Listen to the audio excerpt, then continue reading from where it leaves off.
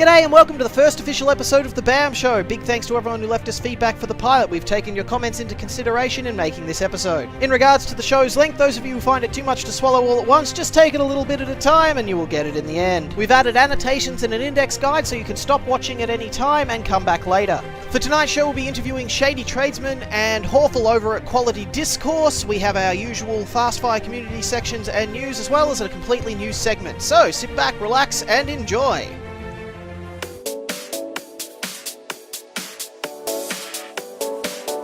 G'day and welcome to News in Brief, your one-stop shop for all things Guild Wars 2 news. Our first item today, ArenaNet has not only officially announced October 22nd as the date for the upcoming Halloween patch and event, they have also announced that on this date we shall be seeing our first major update to the game's content since release. That's right, new events, jumping puzzles and achievements shall be added to the world, as well as the new paid tournaments for structured PvP. As for Halloween itself, we shall be seeing new items in the Black Lion Trading Company, new minigames and new dynamic events, including a special 4-part act that spans from release up until October 31st. Veterans of Guild Wars 1 will probably fondly remember how Tyria looked vastly different during Halloween than it did the rest of the year. Judging by the screenshots we see here, that will be the case in Guild Wars 2 as well. Also in regards to Halloween, don't forget that the Guild Wars 2 diorama competition is currently underway. All you have to do is create your own unique Guild Wars 2 diorama and submit a link to a picture of it. Now, before you rush ahead and get started, please go and check out the conditions of entry, in particular the locations from which you have to live to enter. You will notice that most of America, Europe and Canada can enter, but if you're an Australian like myself, you are out of luck. Strangely enough, they mentioned that Canadian residents must answer a mathematical question to enter. What the heck is that all about? Are they saying Canadians can't do maths? I don't know. You can also see here the prizes you'll be competing for, including graphics cards, a signed collector's edition of Guild Wars 2, and some in-game items as well. Be sure to check out the official Guild Wars 2 site for more information. Next up, Jonathan Sharp has released an article on structured PvP in Guild Wars 2 and what to look forward to in the future. In particular, of course, he mentions the paid arena tournaments that are mentioned in the patch notes, as well as custom rentable arenas, which strangely weren't mentioned, so they'll probably be in a patch or two after this one. He also goes over features that they will be adding in the future, but haven't been added yet. It is well worth a read. Check out the main site, again, for more details. Another patch earlier in this week saw the herald of the very first legendary weapons to be crafted within the games. Now, while I would love to show you footage of this, I was unable to get any permission by either ArenaNet or any other channels of the players that had crafted these legendary weapons. Sorry about that, but a quick YouTube search will bring you all sorts of tasty footage to show what you're working towards. There have been 2 major sets of patches since the last show. Be sure to check out the Guild Wars 2 forums to see what the changes are. They mostly attain to fixing bugs within the personal storyline and other events in the world, as well as a couple of tweaks to different abilities in PvP. Now, the more recent patch mentions fixing a bug on infinite loading screens, particularly during PvP matches. I can say, unfortunately, I have experienced that bug post-patch, so it is still in the game, though it seems to be a lot less prevalent than it was before. Lastly, user Zweidestein has created a flowchart in which you can see the choices you make in personal story and how they affect the grand outcome of things. It's quite an interesting thing to look at, and you can find it over at the Guild Wars 2 Guru forums. There will be a link to that, should be showing up on your screen right now. Big thanks to Zweidestein for allowing me to use that chart. And that pretty much wraps up this week's news. Welcome to Community Spotlight. This is Kaaboose. Today I'm here with you interviewing Hawful and the Shady Tradesman from the Unpopular Show, which is part of their YouTube channel, Quality Discourse. Guys, do you want to say a few words? Certainly, I'm Shady, and... He already introduced us. I don't think that's what he meant by a few words. Oh, okay. Well, cats, dogs... Ooh, yeah, barracuda? I really like that word. Paradigm. Ethnocentric. I think we're good. Is a word I like. Yeah, I think we're good on words. I'm just throwing my 2 cents down here. Anti-disestablishmentarianism. Oh, that's a pretty good word. It's a I good like word. that word. Yeah, well, I find myself strongly disagreeing with anti-disestablishmentarianists on general principle, but true. It's a good word, though. It is. They've really kicked us as far as the name is concerned. Yes, I've actually named my side the anti-disestablishmentarian. There you go. I thought that was the longest word in the English language, but you've just extended it. Yep, there we go. It's amazing what you can do with the English language. Yeah. You can just keep adding prefixes and suffixes until you make all sorts of words. Yeah, it's like Legos, basically. I have Shady and Hawful here about their Guild Wars 2... Well, it was Guild Wars 1 and Guild Wars 2 show, wasn't it? The Unpopular show. Yes. That's right.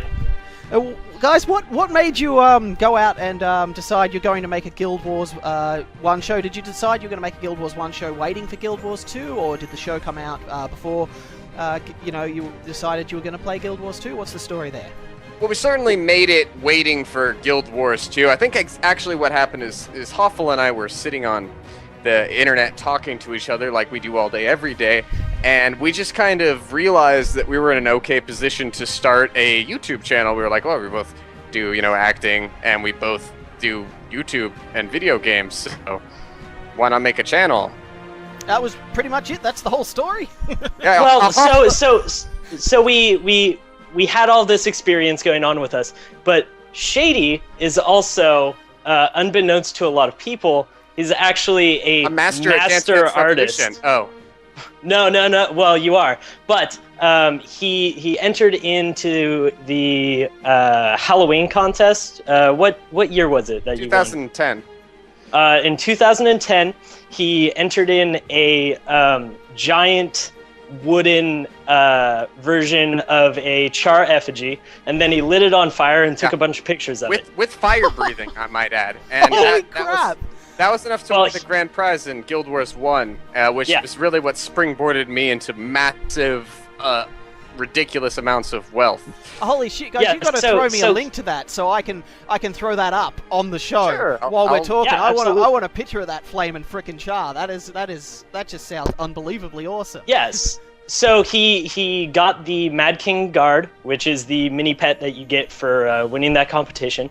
And obviously, since the Mad King Guard is super rare, he was immediately a Guild Wars 2 billionaire. Yeah, actually millionaire. It sold for about the equivalent of 15 million gold in Guild Wars 1. You actually sold it? Oh yeah, I mean, screw it. I mean, I got rid of that thing. I tried to wait for the market to go up, and then it went down, and then I sold it, and then the market went up, and I was like, well, shit, but I still made 15 million gold, so, I mean, it was complaining. I wouldn't. I'm a hoarder. If I've got a shiny and I can't duplicate it, it's mine. Nobody can have it. and he definitely was haunted by that decision for a long time. He'll always honor his Mad King Guard. Yeah, and sometimes I cry at night. I wake up in a cold sweat thinking that it's gonna be right next to me, and just gone. So since he became this 15 millionaire, he reinvested himself and bought a bunch of weapons and Wait a minute, materials. Is this how he got his 40 Hall of Monuments thing I saw on that video? Is this from Yes. Yeah, that's exactly. No, I mean, he almost entirely bought his way up to the 40 out of 45. Yeah, I mean, we're both terrible. And it's not the fact that I beat the entirety of Guild Wars 1 and played it for like 1,000+ hours. I still did nothing in that game, so... Yeah, we never did anything in that game. I only ever beat factions and Eye of the North. Yep. I didn't even beat the original or Nightfall. Yeah, but I mean, let's be honest, like, the original was really hard to get through. The original is a slog. The maps are literally labyrinths that are outside with invisible walls everywhere. Right. Well, so Hoff, I'm gonna say it. Fine. Okay, so I decided that I wanted to do a giveaway of all of this extra money I had, and I didn't want to give it all to Hoff because he didn't play that much. You're such a jerk, man! And so we decided. I've done so much for you. We decided one of the things that Hoff did for me actually was make the bad decision to drop $40 on Fraps. So he was in charge of the initial financial investment for our YouTube channel, and we just made a couple of videos.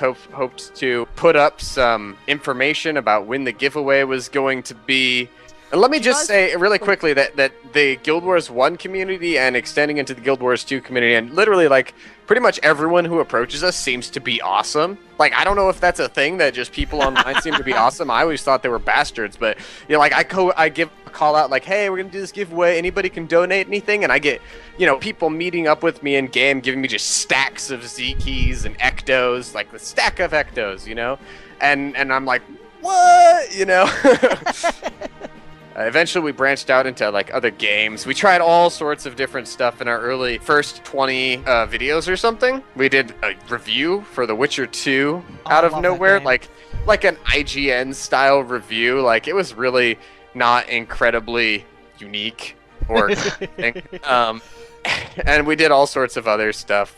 We're moving now almost in a slightly more machinima feature video type of direction, like what you've seen with our 2 Guild Wars 2 videos. Although we're definitely still going to have us doing commentary and stuff. Oh, I love your guild advertisement. Throwing in that little bit of Shakespeare too was awesome. Love that time. That was tough. Good work, Hoff. Thank There you. you Thank you. He is useful to have around. Oh, yes. Yeah. Yeah, actually every once in a while. I did It- actually see your video saying that, you know, be here at this time and we will give you stuff towards your monuments. And I was thinking, where did you get all the cash for that? And now I know. Oh, yeah. No, Yep. it was crazy the amount of money I got for that. Unreasonably large sum And of money. that giveaway was huge too. Yeah, hundreds of people. Yeah, the giveaway was amazing. Like, we filled up almost like a good half of the districts in Eye of the North. Oh, no, there's no cap. There's no cap on the districts. It just makes a new one whenever they need it. So there were 7 districts when we were doing the giveaway, each housing somewhere between 200 and 250 people. We had all sorts of mini games where Hoff would go hide in some random part of the world, and I would give some obtuse clue about how to find him, and people would somehow find him immediately. And I did like trivia and all sorts of nonsense, and eventually all this stuff was gone. So you mentioned you did a lot of other work before. Are you on any other projects other than Guild Wars 2 now? Well, as far as us leading any other projects, well, we have our entire channel, which isn't exclusively Guild Wars 2. I mean, we do a lot of League content, for instance, and we're hoping to do a little bit more live action stuff. But us personally, we are currently not in any productions in like community theater, but we're in a troupe, a steampunk troupe with a friend of ours who's named Captain Lucky, and that's the Ether Brigade. And that's just a little thing we do on the side. We just kind of show up and play a couple characters every once in a while when he needs us to. So it's a fun thing we do on the side, certainly. You've got a lot of other extra things, but you're basically not committed to any schedule, is what you're saying. Well, besides, school. Yeah, we're both going to school. We're going so to both college. students, but aside from that, You know, I didn't even think to ask how old you guys were. Age is 20 usually irrelevant to me on the internet. Sorry, I spoke right over you. Can you say that again? We're both 21, right? Or Hoff, are you 22? I'm 22, dude. 22. Yeah, we're old, sort of. We're young. Don't you say that! We're old. People We're old younger to than high me are not allowed to say they're We're- old. We're old to high schoolers. Yeah, but all of our real life friends are all sorts of crazy ages. Like, we have one friend, you know, the guy who runs the Ether Brigade's like 31, 30 or something, and He's he's I thought he something. was like 33. He's 33, and we do tabletop role playing with people who are like all the age ranges. I live nearby to one of these guys who's like 60, right? Oh yeah. Guys actually, There's this. Oh man.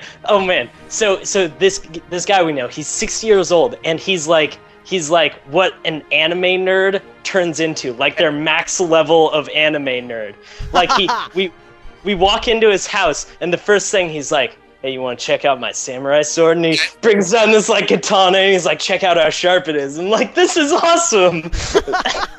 yeah, And then and he's like an expert at bourbon. So whenever we're over there, he's like teaching us about bourbon, and we're having like this. Oh, this is $60 a bottle. This is $400 a bottle. This is $25 a bottle. You know, like we're getting like all the like aging process facts and all that. It's really interesting. But yeah, he's the double doctor. He gives me hope that no matter how old I get, I can stay the same goddamn way. Oh yeah, He's so that's gotten to yeah. 60 and he's like that. That just has just made my day. That has, you guys. Is there anything else you'd like to add? Anything you'd like to shout out to people watching the show or people you want to watch your show? I want to shout out to all our super fans who comment on every single video and love us for some reason. You guys are awesome. Yeah, those guys are rad. That's why we do it. Seriously. Like when people comment, that's basically the only reason we do what we do. Like we do it because it's fun, but honestly, it's fun when I people give us love feedback. comments, man. Yeah, I'm like a little comment monger. Oh god, what I do you read prefer? every single one. Gobble I 'em asked up. Momo this, but I cut it from the interview. Subs or comments? Subs lead to comments, so wouldn't it be better to? But if- I guess we have to Let's choose. just We have say to if choose. you had to choose, if you could only get a sub out of someone, or if you could only get a comment, which would it be? Oh, comments. What? I'd rather have a sub. What? Dude, you're in it for the money. You're a corrupt bastard. I knew it. I knew it the whole time. No, because I think that for me at least, subs lead to comments. That's why I like to see a sub. I'm like, oh man, maybe this guy will. Well, I liked it when people enjoy our stuff. Like, It's why you do it. yeah. Yeah, but- I mean, a subscribe to me is somebody saying, I like this stuff so much that I enjoyed using my time to watch this so much that I want to use my time to watch their stuff in the future. Yeah, well, That's what a sub means to me. I feel like a sub is sort of like that'll lead to comments. So if we can just skip right to comments and people commenting on stuff, that seems good enough to me. I mean, they clearly like it if they're commenting, right? Or they hate it. Yeah, Right? they hate it enough that they're going to comment and tell you how bad Yep. it is. But that's sort of a type I of really like those type of comments. yeah, specifically. because total they're trolls. they feel out of place. Like if that's all we got, I'd feel like oh shit. But but when it's just like 1 in 200 and it's like these guys suck, totally mediocre. I mean, Forced and unfunny. Fail. I love the Ever. yeah. That's my favorite comment forced- of all time that we've ever Forced done. and unfunny fail, and what was another good one? It's just like totally average. Oh yeah, It's that like, was, I guess this was okay. yeah. Oh!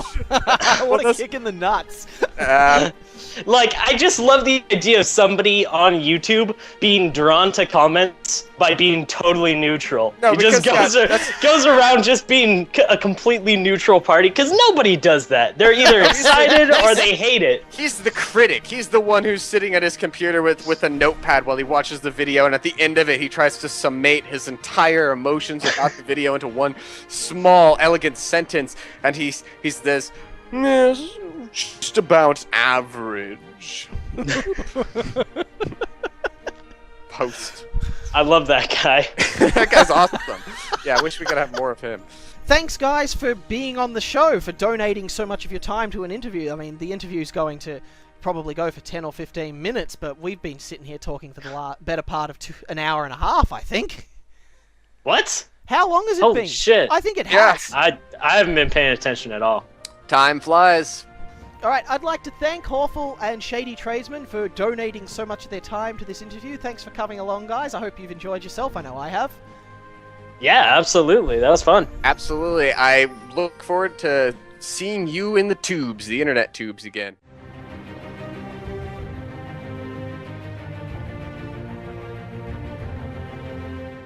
Are you tired of turtles passing you in the fast lane? Sick of shoes so heavy they cause impact tremors? Before buying your next pair of sneakers, ask the vendor, is it Nick?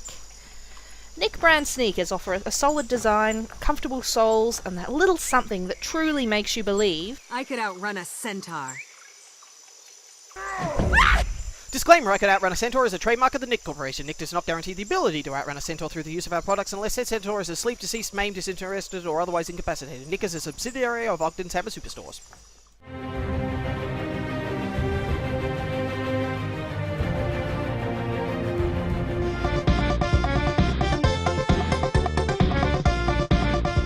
I did have another bug to show you, but like a complete noob, I accidentally deleted the footage, so I'm reverting back to one I had in stock. I logged in a few weeks back.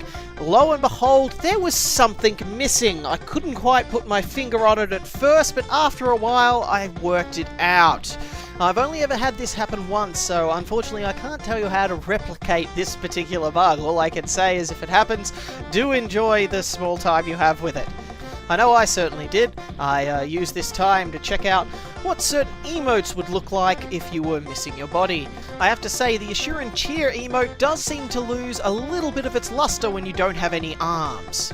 Now you may be asking, why didn't you go out and enter combat like that? I'd love to see what that looked like. Well guys, the last thing I would want to do is destroy the notion that a little head never hurt anybody.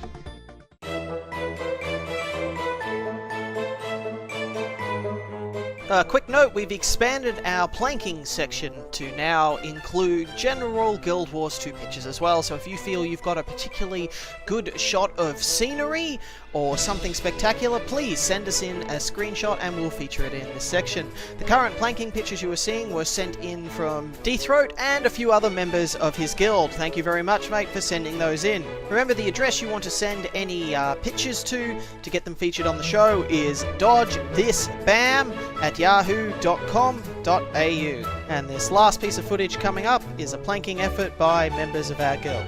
Enjoy.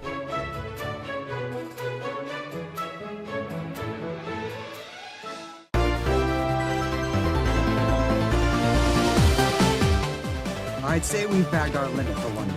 Back to the camp, so we can exaggerate about just how many we got. Today's NPCs say the Darndest thing is sent in by me, Kaaboose, because we haven't had any submissions sent in yet. Don't be shy, guys. Send us any footage of anything you find remotely hilarious, entertaining, or interesting. This dialogue between Char and Ashura is from the Char starting zone at the end of an event where we went around capturing scale with this nifty little gun. It was quite a lot of fun. It's a process.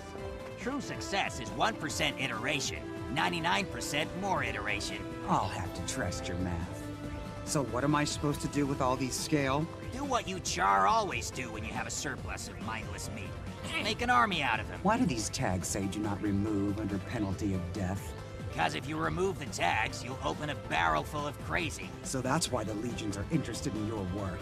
They want to start a full-scale war. Bad puns are the second greatest form of comedy, right next to physical. A quick side note, this event does continue and you do get to use this army. It was quite a lot of fun.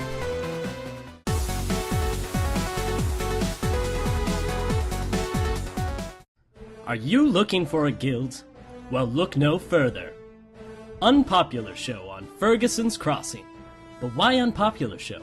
And why now? Well, let me tell you. Its guild leaders have characters that are higher than level 50. Our glorious rank 13 PvP sensei leads us to glorious victory in structured PvP tournaments. Sometimes we even get chests.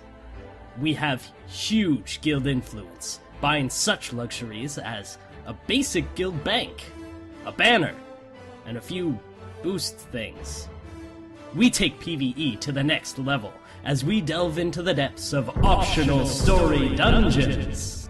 Ascalon Catacomb story mode, completed.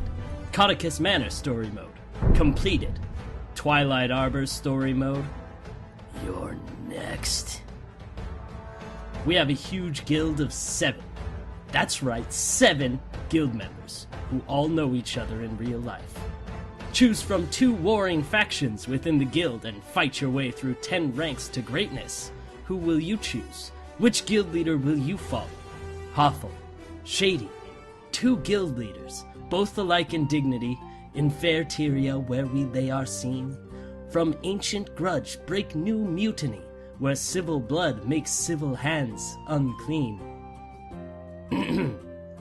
And you get all this on Ferguson's Crossing, an underdog server that is ranked 21 out of 24 servers in North America for World vs. World, making our oncoming victory that much sweeter. Also, you can be in up to 4 guilds, and we don't want to pressure you, and we don't mind if you don't represent us, and we won't be upset if we're your sloppy seconds, or fourths. Hey, like, server transfers are totally free, so yeah. Unpopular Show is the best guild ever!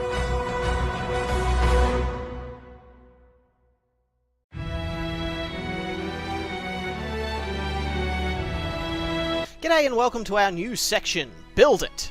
Basically, this section is you want a build, you send me a letter asking for that build, and I will do my best to create it. For example, say you're an engineer and you really like the flamethrower and you would like that in your build. Send me a post asking for that, and I will do my best to make a viable build around that. Today's build is called Aurora, and basically I decided I wanted to create an elementalist build focusing around the final water talent powerful auras. Basically, every time you create an aura, you grant that aura to all allies. I thought it sounded really good until I found out there are very limited ways to grant auras to your allies. In messing around with this, I actually came up with two builds: a primarily support build that can do next to no damage, and a more hybrid build that could do quite a bit of damage as well as providing fairly good support as well. Now, so I don't spend 10 minutes talking about the build and the specs, I'm throwing up a link to a build calculator at the moment. If anyone can suggest a better one, please do. I have yet to find a build calculator that isn't missing a necessary feature to explain the build. But as a quick overview, I am using a staff, I am using runes that increase my boon duration, as well as runes that increase my condition duration. I am also using the powerful auras, of course, ability that grants auras I create to all allies. Now, because there is a limited way to pass auras, I've gone fairly far into fire to grab the talent that grants, every time I use a signet, I create a fire aura. So I am constantly creating fire auras. I've also gone into the air tree. Every time I grant an aura, I grant swiftness and fury. And I've also gone into the earth tree, so my signets recharge faster. The support build focuses heavily on combo fields, so I brought a blast finisher, so just to get more use out of those. If you don't know how combos work, I have another video on the channel about that. And for my elite, I have chosen the tornado because it's another finisher.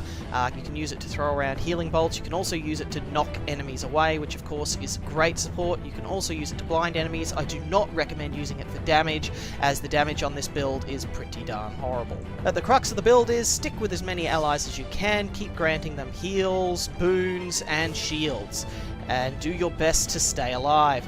Use your signets quite liberally, as every time you use a signet you are buffing yourself and your allies, as well as causing trouble for your opponents. Now, the hybrid version of this build is basically switching out the staff for daggers. The daggers give you a whole range of close combat skills. You've got a little bit of burst, you've got a lot of condition damage, you have a small amount of healing, not a lot, but a decent amount. And with the different set of equipment, you've actually got a fair amount of crit as well, not to mention the constant fury you will be providing to allies around you and yourself. I also switch out the Whirlwind Elite for the Fiery Greatsword because of your traits. As long as you're in the water attunement, you will be steadily healing yourself, you will be doing extra damage to burning foes, and you will be doing a ridiculous amount of extra damage to vulnerable foes, and all of your signets cause vulnerability, so you should be able to throw out a fairly good amount of damage while using this sword. It's also great support for your allies. Everyone loves the Fiery Dragon Sword. I mean, what's not to like about it? It looks awesome, it's fun to use, and it can deal a hefty amount of damage. Just don't make the mistake of thinking you're invulnerable while using it. Also, don't forget your Ring of Fire is a fire aura. You can cast that, quickly switch to Earth, throw down an Earthquake to get a blast, and pass a area might to yourself and everyone else around you. And if you feel it's safe enough, you can also follow that up with a Churning Earth for more might, and God help anyone who gets hit by that. That thing hits like a truck. I have had a lot of fun with this build. I plan to be using it in the future, and I could talk about it a lot longer, but I am trying to keep the section short. So follow the annotations for a detailed guide on the build and how to set it up for yourself. Don't forget, if you want to see a particular build made, please just send an email to dodgethisbam@yahoo.com.au.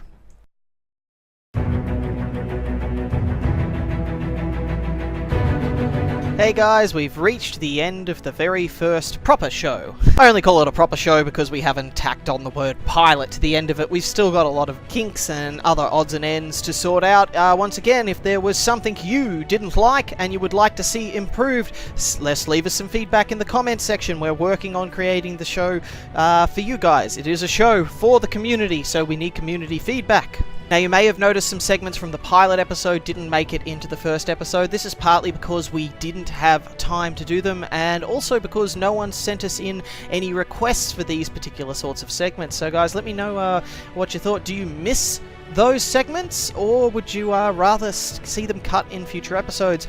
We've cut most of our machinima type things. I have kept my studio. I like my studio. I think my studio looks awesome. I have cut down in its use, however.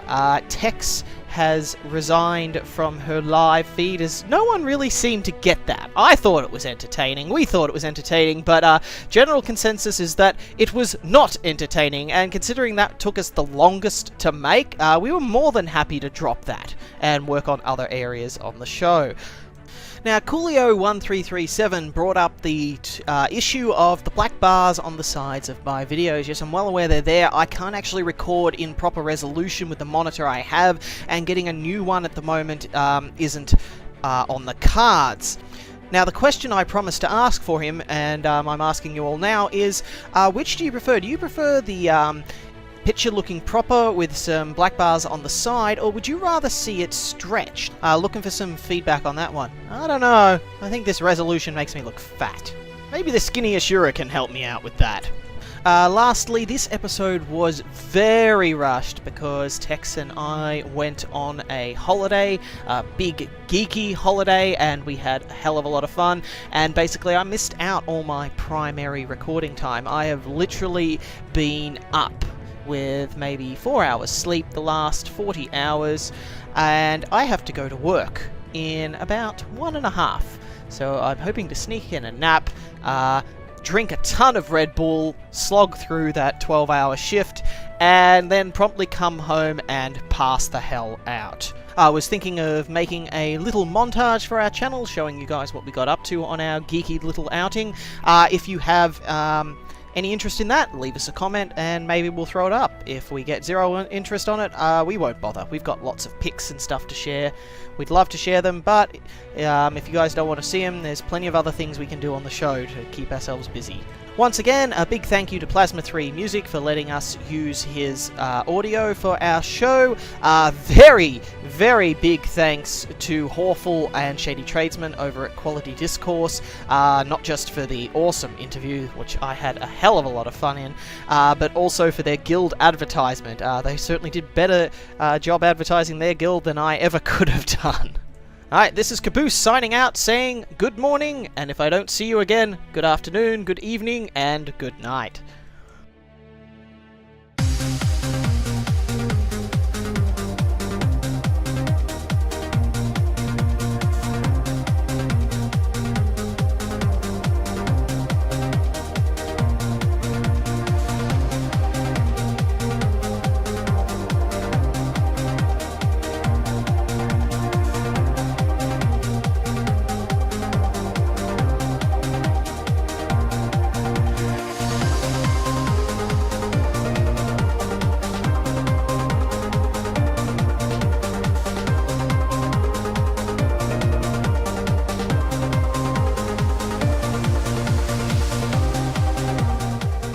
This video is part of the Way movement, a career path in video sponsored by TGN. To learn more, visit tgn.tv. G'day and welcome to the community. See, I fucked it up already. We're off to No, a welcome them. quiet Welcome start. them to the community. Yes. Oh dear, Dude, I I need love to that write show. down more notes. Take a couple deep breaths if you want. We don't mind waiting around, like for sure. Disclaimer, I can outrun a centaur is a trademark of the Nick Corporation. Nick does not guarantee the ability to outrun a centaur through the use of our products unless said centaur is asleep, deceased, I don't want to do wrong by you guys. I don't want to just take your content and give you credit for it. Dude, don't worry about it. Yeah, you're totally giving us credit. Otherwise, I'd hate you. Yeah, I'm serious.